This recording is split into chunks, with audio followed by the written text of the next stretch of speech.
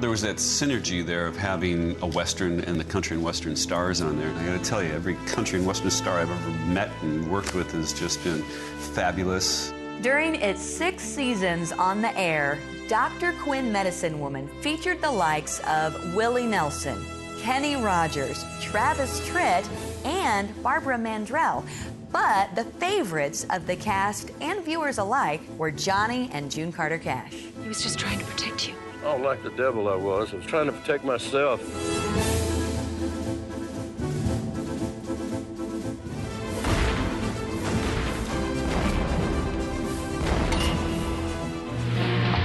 How high's the water, Papa? She said it's 2 feet high and rising.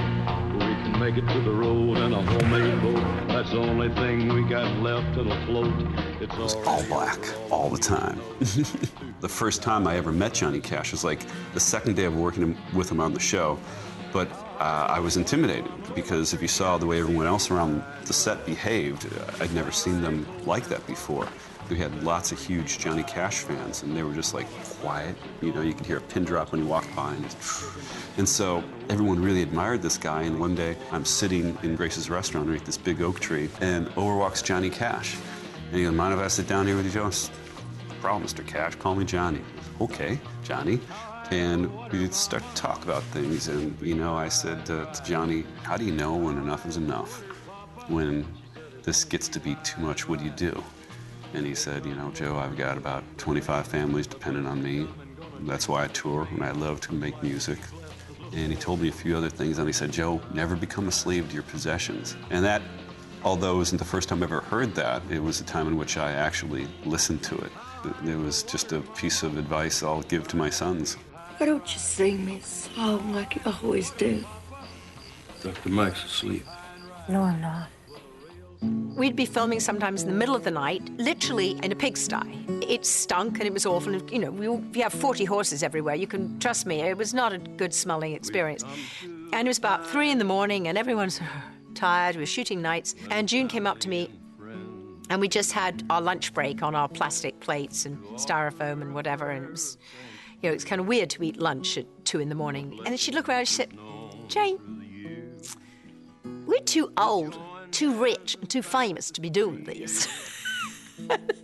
I said, "June, I think you may be right, but we're doing it." She said, "I know." I'm off to Montana for to throw the hooligan. Off in the corner, you'd hear Johnny. And Johnny got this little rinky-dink guitar that was, you know, part of the scene. And he is singing to the crew while they're setting up the lights. And they're getting a private concert from Johnny Cash at 3 in the morning. Somewhere in the middle of nowhere where we were shooting. Well, don't you remember sweet Betsy from Pike, who crossed the green prairie with her husband Ike? What was really on the show and what was happening in between, it's hard to remember which was which because he always had the guitar right there. And the big wheel ran by faith, and the little wheel ran by the grace. Music has a big influence on my emotions and the way I feel, and when I would work on Dr. Quinn, I'd go back to my trailer and just play Johnny's stuff, listen to him all the time, and really I rediscovered Johnny's music by working with him. Somebody better get a doctor. Johnny Cash came to be a guest star, and I didn't even know who Johnny Cash was, because I was brought up in England, and country western music never hit my family. I mean, we would listen to the proms, I'd listen to classical music, I'd go to the opera, and I'd watch the ballet, and somehow Johnny Cash never sort of, you know, was on my radar. And so I didn't know why the crew was so excited about this guy, and when he showed up, he just had jaw surgery, his jaw was deformed, he was in terrible pain, having a tough time, and my then husband, James Keach, was asked to direct him. And he could tell that Johnny was having a tough time, and so he really took his time to make sure that Johnny was fabulous. And Johnny was just so grateful because James made him look great. And Johnny just gave a great performance. It's all right, ma'am. I made sure not to hit no vital organ. Well, I'm sure he appreciates that. It's an honor to see you shoot someone, Mr. Cole. No honor to it. The friendship that James and I had with Johnny and June and that journey was something I'll never forget. And they were godparents to one of our twins, who's called Johnny Keach, after Johnny Cash. And he's now become a musician. He's writing his own music, and he plays guitar, and he wears black, and he calls himself the little man in black. And I have to believe there's a little divine intervention going on. I think Johnny and June are just helping him along somehow. Joe Lando, Sully, he shared a funny story about his dog and his friendship with Johnny and June. I got a dog and fell in love with her. Her name was Rosie. Got her from the set, and she was a border collie lab.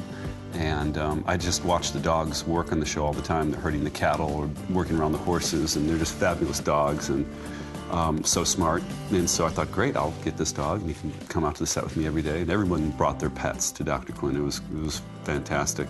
I didn't know how to walk a dog, really, because I hadn't had a dog. So I'm walking around, and it was the episode where Johnny and June were on. And I walked him outside the town in the parking lot, which is just all grass and dirt. There's not a tree around to be seen, and I'm boiling. It's just like 100 degrees out. I'm out in the sun, and the dog's panting. And there's no shade anywhere, except there's Johnny Cash's big tour bus sitting there in the parking lot, all black and intimidating, just... And then the only piece of shade was right on the side of the bus. So I walked over there and sat down with the dog, and I'm sitting there in the shade, and all of a sudden I hear these doors open, and out comes June. She's like, "What are you doing?" You know, she teaches me how to walk the dog. I'm trying to learn how to walk the dog, and she says, "You come on out of the heat." She brings me on inside into the bus, and there's Johnny eating his lunch, and they had a chef in there cooking them food. Offered me lunch, but I was just a little too nervous being inside Johnny Cash's tour bus to eat, but hung out with them, and they told me stories, and June taught me how to take care of the dog, and you know, that started our friendship. When we sat down with Jane Seymour and Joe Lando, it was clear that they had formed a unique bond with Johnny and June over the years. But they weren't the only country music stars that left their mark. Well, there was that synergy there of having a Western and then having the country and Western stars on there. And they were all great. I gotta tell you, every country and Western star I've ever met and worked with has just been fabulous, you know, no pretense. We had Travis Tritt, Barbara Mandrell, Willie Nelson, June, Carter Cash, and Johnny Cash. That's, I think, all of them. Oh, Kenny Rogers, too. Don't move. No. Don't do that! The camera! No, hold on. Kenny Rogers was fabulous. He actually took a photograph of me with his, because he's a great photographer, and he has this special camera that he takes these amazing photographs with. I can't remember whether he'd taken that photograph of me before or after the episode he did, but he was just a wonderful guy, and I really enjoyed working with him. Free. Big mistake. And because of it, you're dead. Willie is just the most amazing, amazing guy, and I just love his music. And when I got to actually work with him and get to know him, I loved him even more. What you see is what you get. That is Willie.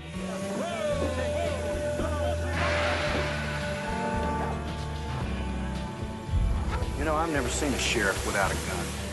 Not yet. Suppose I just shot you. All I remember about Travis Tritt is that everyone was really excited. He was really nice. And I was heavily pregnant at the time, about to have the twins. And he gave me 2 signed tiny guitars for the twins for when they would be born. So I have Travis to blame also for Johnny and Chris playing music all the time. Maybe you got somebody with a gun. Someplace I don't see. Yeah, everyone who came played something that was meaningful to them. For June Carter, it was being an evangelist. For Johnny, it was, you know, dealing with having been a bad guy. It's good to see there's at least one gentleman left in this town. I assure you, ma'am, I'm no gentleman. Then what are you? I'm just your ordinary, everyday sinner. Well, them's the best kind. Them being the easiest to save and all. Nothing easy about me, ma'am. Excuse me. Thanks for joining us for this GMC special, Quinn on Cash. I'm Tiffany Thorpe. Thanksgiving Day for the rest of my life. I'm thanking the Lord He made. You know, priceless moments like that, that's who Johnny and June were, and that's what our experience was like. You can't buy those moments.